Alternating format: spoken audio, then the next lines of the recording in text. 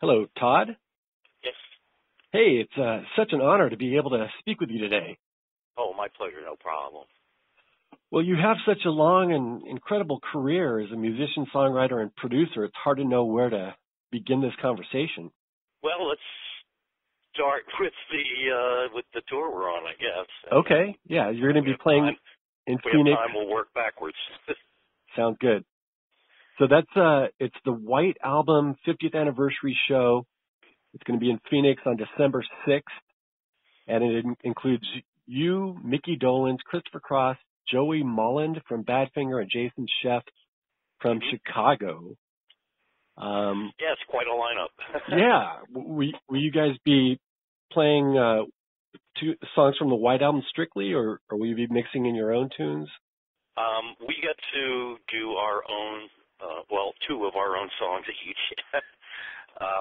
And since we got five guys up front, that's 10 songs right there, as well as the better part of the double album. So there's a brief intermission in the show, but the whole thing is, about 2 hours of us and the Beatles. I imagine you won't be doing Revolution Number 9. You imagine correctly. There are issues all through the record, things like why don't we do it in the road, but we don't do Sweet Honey Pie as well. That was never in most people's minds, a Beatles song anyway, Revolution Number 9. That was John and Yoko crapping around in the studio. Right. And, it points out kind of a problem overall with the record. When I first heard the record, I said, oh, no, this is the sound of the Beatles breaking up.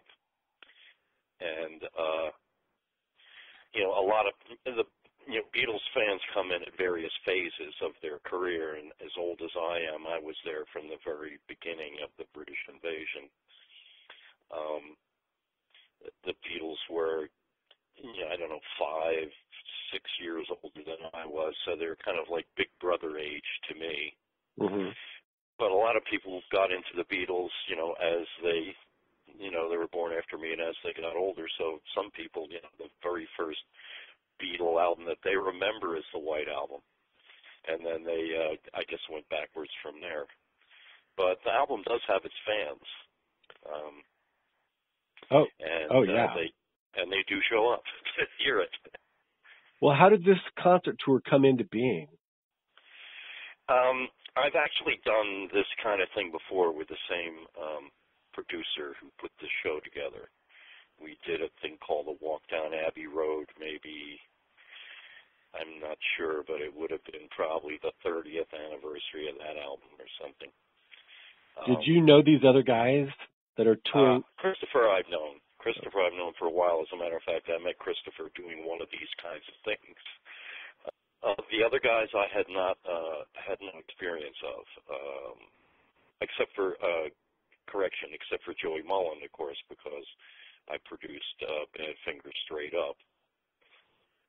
But that was back in the early 70s, and I hadn't really seen or heard or done anything with Joey since then. So it was almost as if we were complete strangers. Mm-hmm. What's your favorite album of yours, and what's your favorite album of the ones that you've produced? Well, I don't really, my own records, I have no objectivity about them. And once I've done them, my mind moves on to whatever the next thing is. So, sort of the vanity of pitting my own albums against each other is really not anything I ever think of. But I do have, I think my favorite Beatles album was probably Revolver. And that's a combination of where the Beatles were at, but also where I was at the time. It was the first Beatle album that came out after I had left home at the age of 18. And so it represented not just the kind of envelope pushing that the Beatles were starting to get into, but also it was like the anthem of my freedom, Mm-hmm. And so that, that album kind of means more to me than a lot of the other ones, even though there may be musical comparisons to be made that would favor, let's say, an album like Abbey Road. Right. And, this is the 50th anniversary tour of the White Album, which came out in '68. It seems like you guys should be doing We're just a year late. Okay. Yeah. Well, what about the albums that you've produced? I mean, are you able to look at those objectively? Well, they have, these other aspects about them that the public at large may not be familiar with. The Meat Loaf album was relatively easy to make, but difficult to sell. I essentially wound up through some, series of unfortunate events, actually underwriting the making of Bat Out of Hell, and when it was finished, not even Bearsville Records wanted it. So most people don't realize that instead of it being one of the biggest selling albums of all time, it could have been completely unreleased, sitting in mothballs somewhere. Mm-hmm. So that album I have a great appreciation for because I did something that I believed in and it really paid off in the end. I have a sort of special feeling for Skylarking, even though the XTC album that I produced, mm-hmm. even though I have a hard time now listening to it because of my experience with one of the band members in the making of the record. That's pretty well known, Andy Partridge. Yeah. What was the source of that? I was proud of the fact that despite all of that hardship, that we accomplished something musically that the band had never done before, and that most people consider it a remarkable record in that regard. So that album has a special place for me.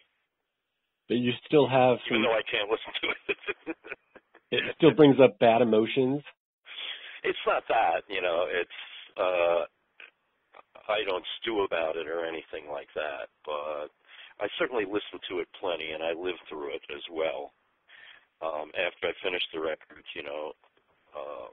I listened to it quite a bit, just to reassure myself, that it hadn't been a mistake.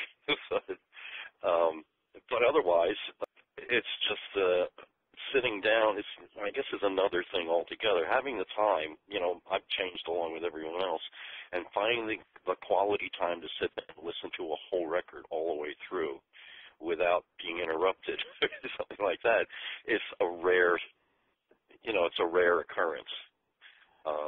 It's just the way we live nowadays. Yeah, I have to make time for it myself. Last night I listened to A Wizard of True Star all the way through, and it just... Well, congratulations on finding the time. It's usually late at night. Yeah, for me as well, and often after I've had, a couple of cocktails, so I'm kind of just drifting in and out of it. Same here. Anyway, it blew me away again. I hadn't listened to it in a while, but yeah, that's just an incredible album. Well, I like the album because it essentially, for me, is a dividing line between the early years when I was learning how to be a songwriter by essentially imitating everybody else, and then suddenly having a revelation that I didn't have to do that, that there were really no boundaries in terms of what I could do musically if I had the will to explore. And so everything that happened after that is more me, actually, than the stuff that happened before it, which a lot of people identify with me.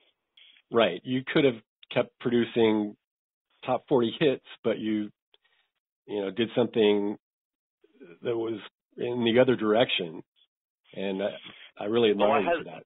I had the advantage of producing records for other people, and satisfying whatever goals that they had. So if somebody wanted to make a commercial record, I would study what was commercial, and then I would help them make that record. Mm-hmm. And often those records were successful. So when I was, making my own records, I only had to worry about music. I didn't have to worry about, having no career because I couldn't sell a record. I would always be selling somebody else's records at least, and that kept me from going bankrupt and enabled me to just not worry about it when I was in the studio. Mm-hmm. Cool. Well, after I found out I was going to be doing this interview, I posted on Facebook that I was going to be interviewing you, and I I asked people on there if they had any questions that they'd like me to ask you. Mm-hmm. And so I wrote them down. Is it all right if I ask you some of those now? Sure can. Okay. One question was, will you be performing anything off Deface the Music? Oh, you mean in the context of the Beatles? Well, that would be funny, but this is not, this is not my show, and therefore it's not like 100% my audience. There are certainly fans of mine who show up to see the show, but I am on and off the stage, and the focus moves around, to the various guys depending on what song's being performed. Mm-hmm. And so I can't count on people in the audience being familiar with any of my less well-known material, and especially material that I did with a band like Utopia. It wasn't even a solo record. So while it would be a funny thing to try, I'm not sure it would go over, unless it sounded like it was a song from the White Album that people had forgotten. Yeah. I admit I didn't know anything about that album until it was brought up on Facebook. So I haven't heard it, but it sounds like an interesting concept. It was actually, let me see, it was like the late 70s or early 80s. And, as a band, Utopia, we tended sometimes to be contrarian. Mm-hmm. And the circumstance was we got asked to contribute a song to the soundtrack album of Roadie. It was a movie that starred Meat Loaf and featured Alice Cooper. And I produced 2 songs for Alice for the soundtrack album. And they said, okay, would you like to do a Utopia album? Because Utopia appeared as Alice's backup band in the movie. I don't know if you've ever seen the movie Roadie, but in any case, this was around the time the Knack was hot, Oh, yeah. I said, okay, it's this power pop thing. Let's do a song that sounds like the original power pop band, the Beatles. So we wrote and recorded a song called I Just Want to Touch You, which was an analog of I Want to Hold Your Hand, Mm-hmm. and submitted it to them, and they said, well, this is pretty funny and stuff, but we're afraid that the Beatles, who are notoriously litigious, would sue over it. And so we said, oh, wow. Let's do a whole album of that, and maybe the Beatles will sue us, and it will be the biggest album we ever recorded. Mm-hmm. And that's where Deface the Music came from. It was us just ripping on. It was like the Beatles basement tapes or something, old songs that were redolent of other Beatles songs, but obviously were not the originals. Right. They just kind of sounded a little like the originals. I'll have to track that down. It's pretty amusing. Well, here's another question that was thrown out there. Did you ever manage to help your friend get a woman? My friend is named Paul Fishkin, and he and I lived together. He actually managed the first band that I ever got signed to Bearsville Records. He was in Philadelphia, and I was in New York, and I had just gotten a new floor through in a brownstone, and that's essentially you get a whole floor of a building. And I was living in the front room and just accumulating junk in the back room. So when Paul Fishkin, when I finished recording the album and it was time to promote it, Paul came up to New York, hung out in the back room of my place, and would go to the office, the Bearsville office, and get on the phone and call up DJs all over the country trying to get the record on the air. And that impressed the people at Bearsville so much that they gave him a job, and he eventually became the president of the label. And then he eventually started his own label, Modern Records, and his steady girlfriend at the time was Stevie Nicks. So he did get a woman. Wow. Okay. Well, that's quite a woman. Yeah. All right. Here's another question, and this comes from somebody that says that she knows you and has spent time with you and I think your wife and so forth. And she says she asked what was the practical joke you played on Burton Cummings? Well, I must know what that is. It's in my book. Oh, but, okay. Well, Burton used to do, in the very first Ringo Starr band that I was in, the first all-star band in 1993 that I participated in, Burton Cummings was in the band, and Burton used to do American Woman every night. But he also used to do something that I guess he did when he was much younger, and it was a Guess Who audience, who would, I guess, enjoy it. But he would, in the middle of American Woman, he would suddenly morph into Jim Morrison, fall down dead on the stage, and lay there, like, through the entire guitar solo, like he was dead. Mm-hmm. And then when that was over, when the guitar solo was over and it was time for him to sing again, he would crawl over to the mic stand and pull himself up the mic stand while licking the mic stand all the way up to the top of the mic stand. And this pretty much disgusted all of us. Especially, some of us had young children in the audience, and, we said, what is this behavior? And so we took to every night after sound check, or during a break, intermission or something like that, we would put something on the mic stand. We might take a shrimp and leave it under a hot light for like 10 minutes and then rub it all up and down the thing. Or we would spray hairspray on the mic stand, or we would put Tabasco sauce on the mic stand just to see if you would notice. And he never did. I think maybe he just lost his sense of taste. Wow. Couldn't taste anything anyway. So, eventually we got bored with it because, eventually Burton asked me not to play on American Woman any longer because the song was just so deadly boring to play that I would just clown around through the whole thing. And eventually I convinced Joe Walsh to clown around with me. So I got banned from the song. Well, that's a pretty good story. He must have some kind of special immunity to illnesses because, licking a mic stand, gross. Yeah. Over the years, I imagine he absorbed all kinds of bacteria. So he, became immune to most of it. But I think it was also because he was well pickled most of the time. He got fired like 2 or 3 times while we were on the road. Wow. All right.